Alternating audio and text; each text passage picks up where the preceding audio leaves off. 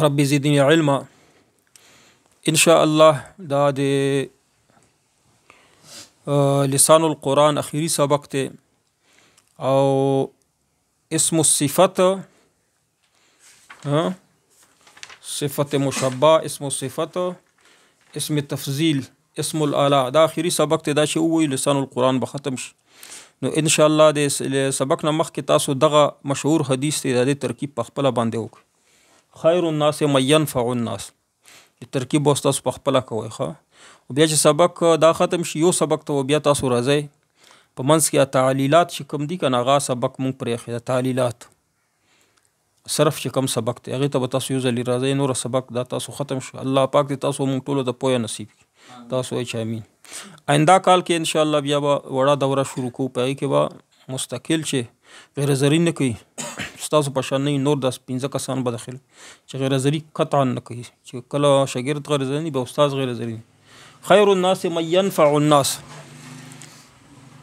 خیر الناس د دې ترکیب کوه اولی ترکیب صدا وکړه بیا به زنجیری وکړو. خیر الناس اول خو ډایرکټ داس ترکیب وکړه خیر مضاف الناس مضاف الیه خیر الناس مضاف مضاف الیه نو دا څه شو خیر الناس مبتدا نه دا خبر دی خو مقدم دی. تاسو ته ما ویل خبر مقدم ولا راځي دا هغه شو دا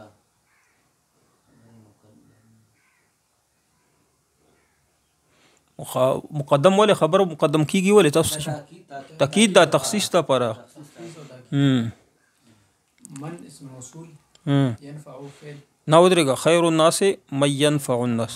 استاد ته زنجیری ترکیب پکې خیر الناس دا خیر چې کم دی کنه دا اصل کې اکبر او اخیارو دي. زمونږه سبق ویل نن اخیری سبق ته اسم تفضیل دی.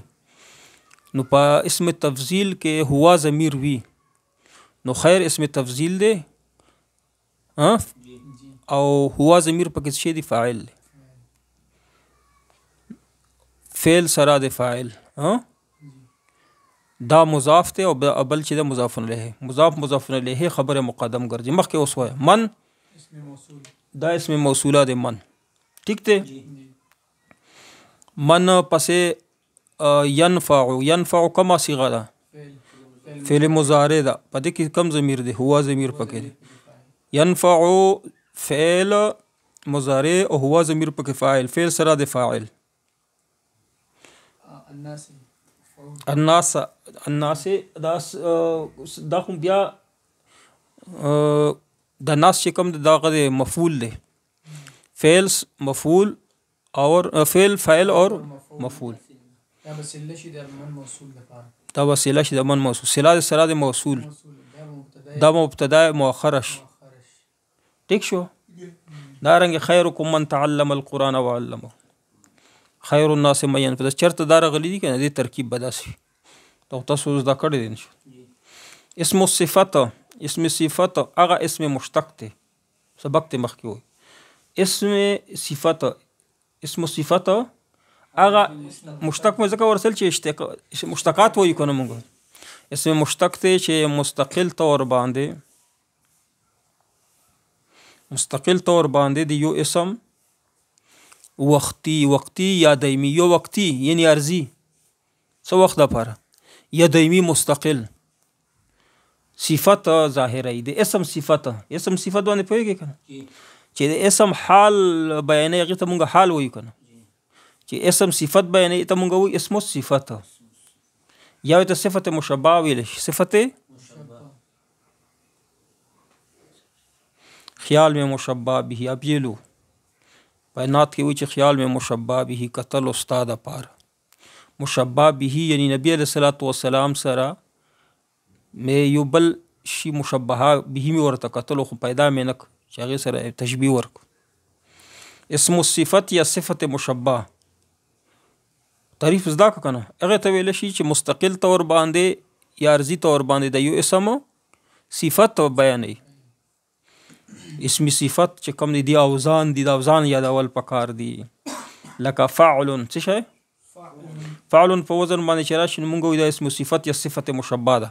صفت مشبہ اسم تفضیل وغیرہ د هو ضمیر وی کنه فاعل په وزن باندې څه شي صعب مشکل ته او فعل او بیا پس زیر باندې وای فعل فعل دغه وزن دغه لکه صفر خلی ته ویل شي صفر ګول خلی بیا پیش سره فعل فعل اور فعل دا وزن هدا فعل حلو خواږه خواږه تاسو خوري مليان کړ اوس بیا وګوره دا خو عین کلمه باندې څه شی و درې اوزان داسو چې عین کلمه مې سکون او فا کلمه باندې زبر زیرو پیش راغی اوس وګوره په فا کلمه باندې با عین کلمه باندې حرکت دي زبر فاعلون وزن راغی کنه په دې باندې حسنون ټیک کنه اوس په زبر په زیر په و فاعلون فرحون پیش په و فاعلون آسان دي کنه درې داسې دي چې عین کلمه باندې سکون دی او درې داسې دي چې په عین کلمه باندې حرکات بدلیږي را بدلی سکون چې دی هغه په فا کلمه باندې حرکات بدلی اوس بل پسې وایا الف ته پکې عین نه بعد فعال جبان بیا هم فا کلمه باندې پیش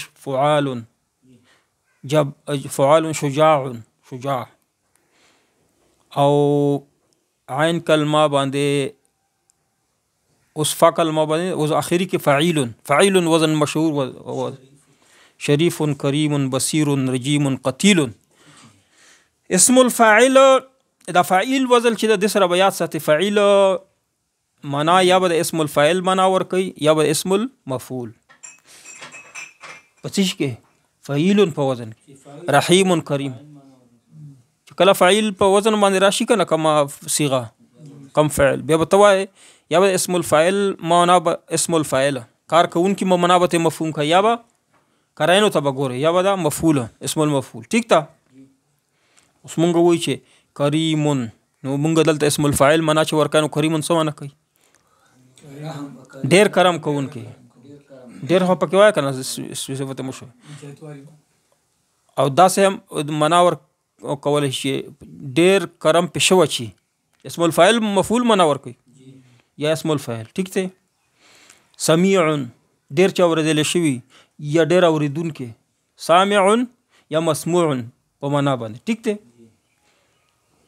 یاد به کړ دا سه اسم مصدر دی لکه قران یا اسم الفاعل مناور کوي یا اسم المفعول فعل مفعول قران یعنی ډیر پړاویږي شي یا پړاول شوی شي ټیک ټیک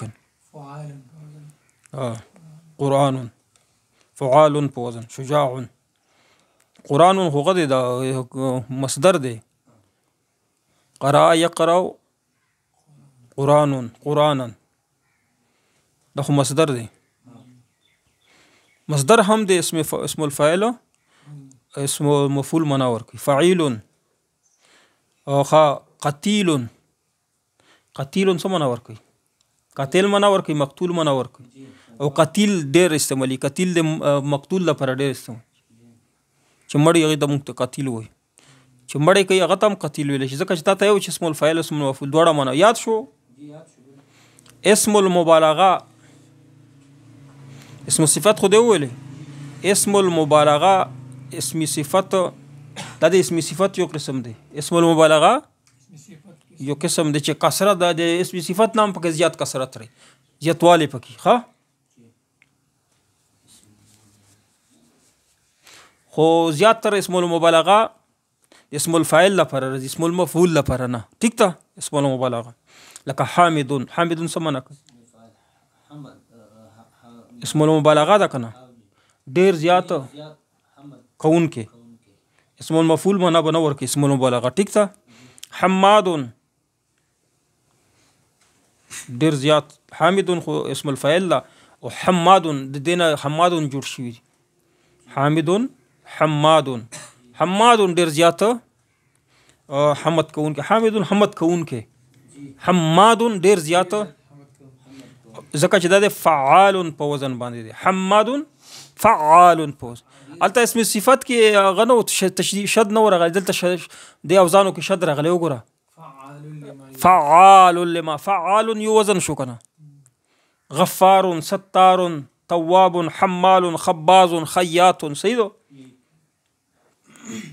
یو وزن فعال بل فعول فعول فنا فعول فعول غفور صبور شکور غرور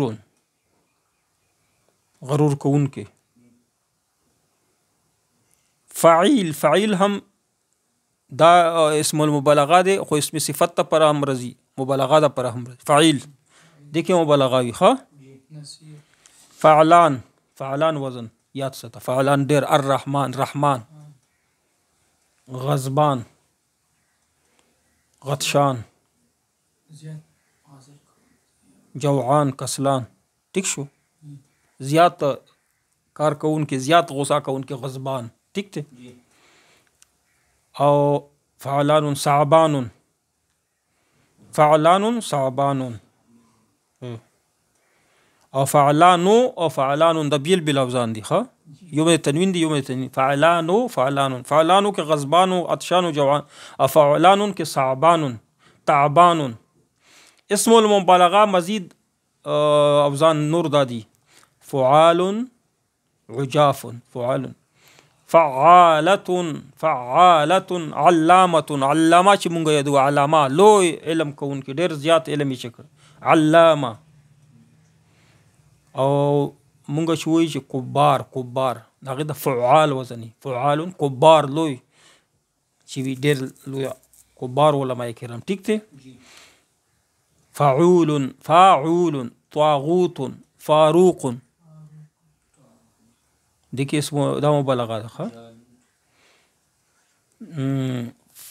فعول قدوس فعول پیش پہ ہوا ہے وہ زبر پہ فعول قیوم.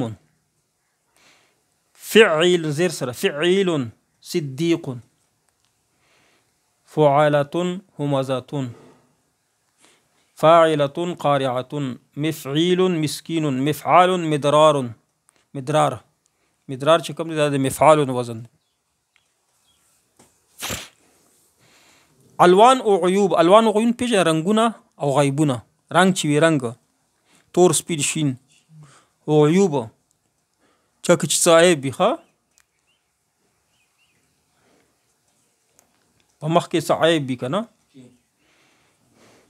دا او الوان او عیوب چې کوم دي دغه صفت دا یو صفت دی ښه خو د دې خپل هغه د وزن د افعالو د مذکر دپاره او فعلاء د مؤنث دپاره. اوس رنګ وګوره سور رنګ ته موږ څه وایو افعالو په وزن حمر ته څه ویلی شي حمر سور وي که نه احمرو. او تور ته څه وایي سودون ته اسودو افعالو په وزن. زیړ ته څه وایي صفرا اصفرو اخضرو ابيضو رنگونه ټول ابکم ګونګ ته ګونګي ته ویل شي ابکم. خا اوس دا وګوره د فعلاء او د مؤنث ولا حمراء د احمرون حمراء جوړ نو ازرقون بس شي جوړ زرقاء اصفرون اسخو نشته فعلاء دي کنه فعلاء صف فعلاء په وزن باندې اخضرون خضراء او ابيضون بيضاء ابکمون بکماء.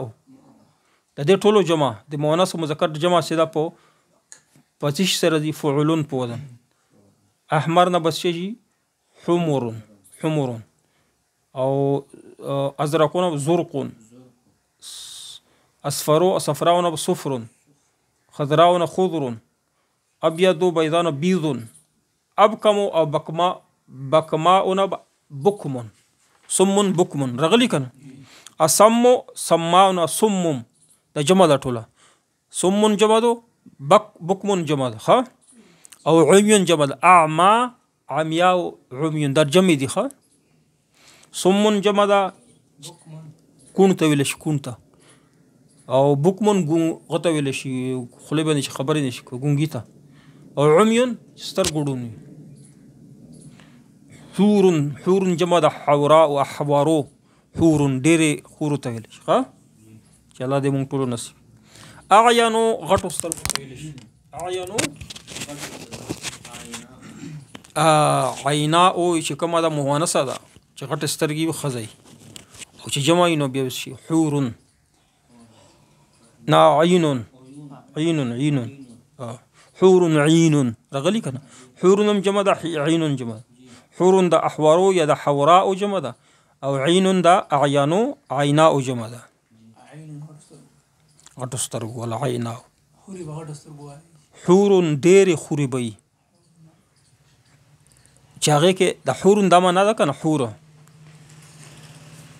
چې په کې سپینواله او تورواله په کې ښکاری ډېر حور هغه ته ویل شي حور خو جمع د حور نه احور حورا هغه خزه یاد کنه نر یاد کو خزه چې ده حورا نر چې یاد وي احوارو نو احوارو هغه سړی ته ویل شي پسترګو کې غټ سترګې سپینواله او تورواله په کې ښکارا وي ظاهر وي او حورا هغه جینې چې هغه پسترګو کې سپینواله او هغه په کې ښکارا زیړ سترګې شنه سترګې تورواله سپینواله په کې ښکارا وي کول ښکاری کنه چمک کوي او زیات او جمع حورن به سمانه کوي هغه زنانه ډېره چې هغه پسترګو کې سپینواله تورواله ډېر خاوس د حورن شو د حورن ما د عینن سمانه کوي حورن عینن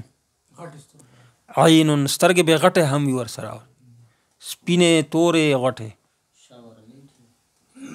شاورلیټ شي شاورلیټي خو بس شاورلیټي به او ها ته پیژنه خو زین ګول خو بده لاګي دا گینو پشان بني کولی وي حور عین قران کې مخکې صفت کړي کا مثال اللؤلؤ المكنون نو دوی به دمر کولی وي کنه کمثال لک دا لؤلؤ مكنون هغه غسی د موتی دا ملغلر شي ملغلر پشان زړه مو ورته وشو کنه جنت کې الله به درکړي نور په دې باندې هغه نه وي بس تاسو دې تاسو دې نه ونوزي ها اسم التفضيل اسم المبالغه دی ولا کنه یعنی حور کې غین کې صم عمي د ټولو کې مبالغه ده ها اسم التفضيل یابا اسم التفضيل صيغه چې دا کنه د پر براوړي چې د یو کس فضیلت به د ټولو نه سبب د ټولو نه افضل دی یا به د زنو نه وای چې افضل دی وای به کنه چې ټولو نه افضل دی الله اکبر د الله د ټولو نه لوی دی یا به وای چې د بازو نه اکبر منه د زنو نه کنه نو ته د ټولو نه وای چې اسم التفضيل صيغه راوړي چې د ټولو نه لوی دی هغه ته ویل شي تفضيل کل او چې د بازو نه تفضيل بعض یاد شو چې یاد درته صيغه کومه ده افعل او د مؤنث لپاره فعلا استعمال به څنګه کې افعل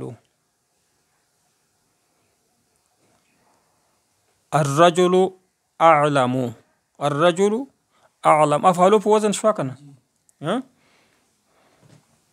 ٹھیک تا کنه نو الرجل العالمة الرجال الافاضل دا افاضل جمع ده افاعل جمع ده افعل جمع څه ده افاعل جمع ده نو څنګه چې یو وای نو افضلو به څنګه وای الرجل افضل الرجال الافاضل العالمة الفضلى فعل په وزن راغلی کنه یاد شو خا تفضیل بعض او تفضیل کل په انګلیش کې ورته وایي سپرلیټیو ډیګري ټولو نه اوچته ډیګري شي دا او کمپیریټیو چا کې چې موازنه کوي یعنی بعض د بعضو نه بهتر وي او سپرلیټیو ډیګري چې ټولو نه اوچت شي یاد شو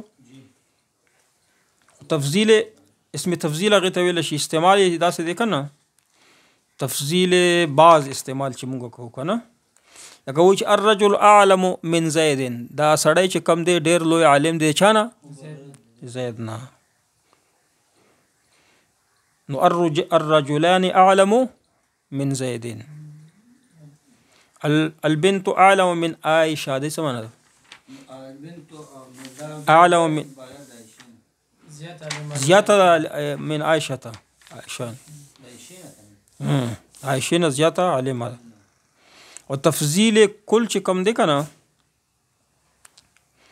دا د ټولو په مقابله کې کنه هغه صفت زبر ټولو نه خچي لکه وایي چې الرجل الافضل بس ټولو نه اوچته امام اعظم امام الاعظم مونږ وایو کنه امام اعظم هم د عالم په افعال په امام الاعظم ټیک دی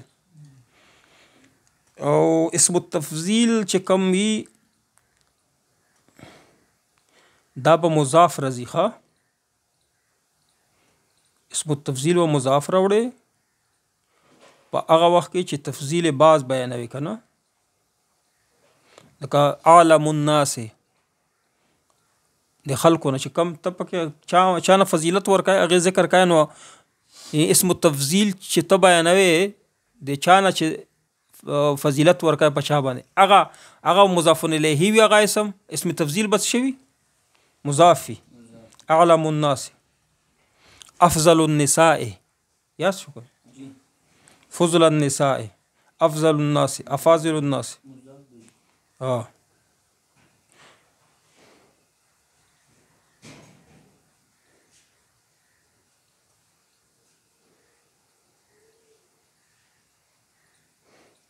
دا پاغه ټم کې کنه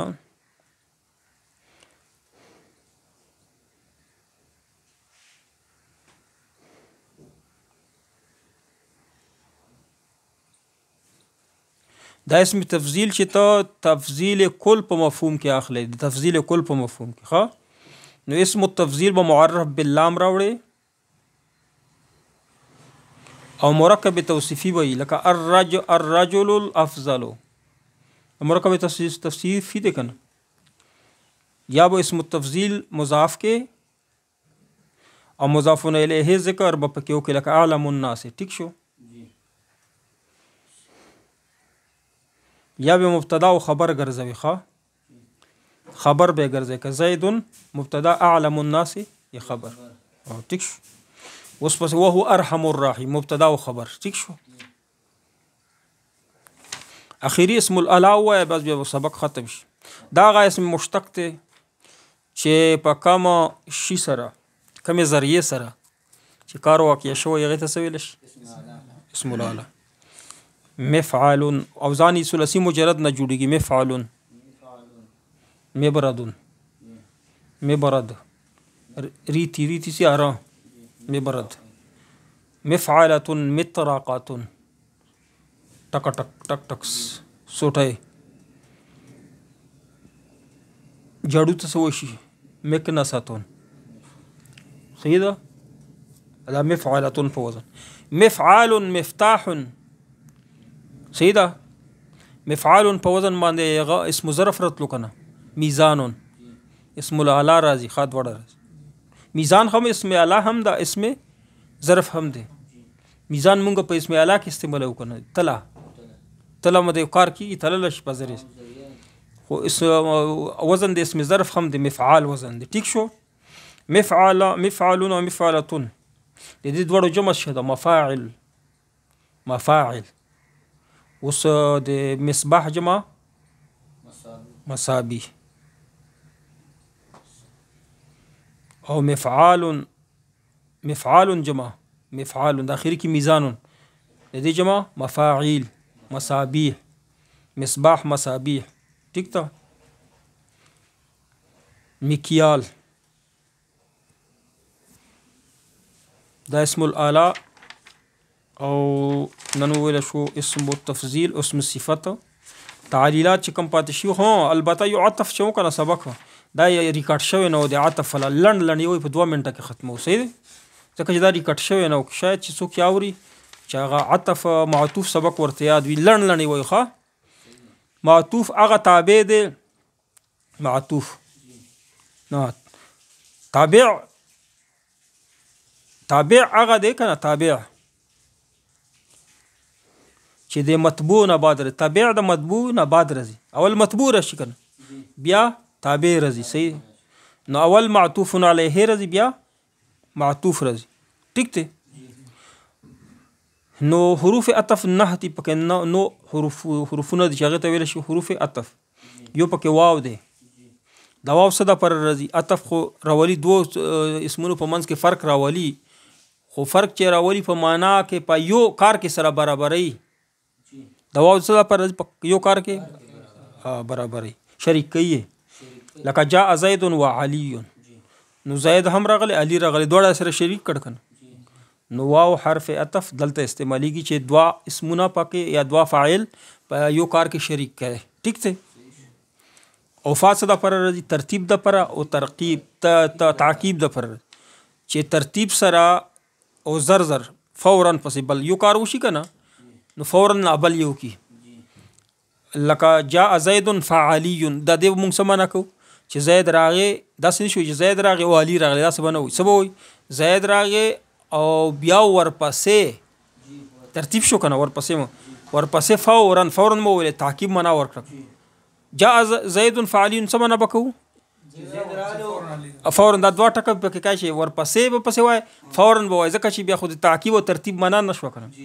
کته وای چې زید راغی علی راغلی، دا خو دی واو عطف معنا وکړه، چې فای عطف معنا کوي، دا به وای چې ورپسې آتا کې. اوس په قران پاک کې راغلی چې فین طلق فلاته، چې دوه طلاقونه دی ورپسې دی فورا دریم واچو. غیر مقلدین په دې خبرو نه پوهیږي، وایي چې دا د دوه دنه درې طهورونه مراد. الله ویلي چې فورا دی چې ورپسې په یو طهور کې واچو، نو بیا دې څه کړه؟ دنیا کړه. یاد شو کنه؟ افای تعقیب د فین طلقه. ثم چې راشي ثم، نو دې کې به ترتیب معنا هم کوي، خو لږ ورستو. داسې به وایي چې جاء زید ثم علی، زید راغی ورپسې رستو، فورا نه رستو، لږ ساعت پس تراخی دا پاره. یاد شو؟ او د حرف عطف راځي چې اختیار درکې په دوه معنو کې، چې دا وکړه یا دا وکړه. اختیار درکولو د پرخه، یا د شک په معنا کې، یا د اختیار درکولو کې یا شک په معنا. اختیار درکولو کې دا دی چې اقرا صفحتن او صفحتین، یا یو صفحه او ته اختیار دی. او شک کې قالو لبثنا یوما او بعض یوم، یا خو مونږ یو ورځ تیر کړه یا دینه لګه کم. او حتی د انتها د بیان د پر، د انتها بیان د پر غایت ته پر دی. خرج المدرسون حتى المدير، مدرسون راوتل تر دې تر هغه چې اخیری خط کې څوک راوتو؟ مدیر راوت. ام د صدا پر رضی، ام متصله ده او یو منقطعه ده. صحیح ده؟ متصلانه مخکې به حمزه استفهامیه رضی، ام مسافر زید ام حامد. صحیح ده؟ دیو تعین و پکې کای چې یا خو مسافر زید دی یا حامد دی. ام منقطعات شه ده، ام منقطعات د بل په معنا باندې راځي. صحیح ده؟ بل په معنا راځي، خو د دوه اسمونو په منځ کې نه راځي، دوه جملو په منځ کې.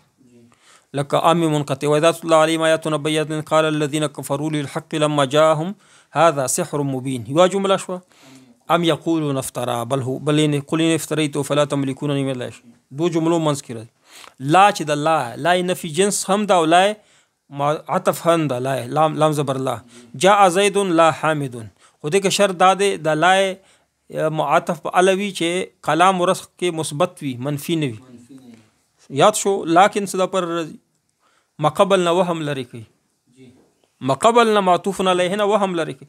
ما جاءنی زید نه معطوف علیه شو، لکن حامد وهم یې لري چې زید نه راغلی بلکې لیکن حامد راغلی. بل دوه تر استعمالیږي. بل دخل البيت زید بل حامد، اكتب رسالة بل برقیة. دا یا امر د پر راځي، او یا د چا د پر؟ دا مثبت کلام د پر، چې اول مثبت کلام، خو د معطوف حکم چې دا معطوف علیه حکم په شا باندې لګي؟ معطوف باندې لګي. لکه وګوره دخل البيت زید، داخل ش زید بیت، دا حکم زید ته دی کنه اثبات. بل چې راغی د حکم زید نه لري کې حامد، بل حامد بلکې زید راغی داخل شو. خو اكتب رسالة، دلته رساله د پر حکم چې ولیکا، خو چې بل برکیه چې بل پکې راغی نه رسول الله علیه دا حکم لاړو معطوف ته. او د بل چې کوم نفي یا نهي نه بعد قواقیا شو، امر نه بعد یا د اثبات نه بعد مقغش بیا دا معنا ده چې د معطوف علیه حکم معطوف ته وړي. خو لیکن که د امر د نفي و نهي نه بعد واقع شو بیا لکن منا کوي، کما جاء زید بل حامد. واخر دعوانا ان الحمد لله.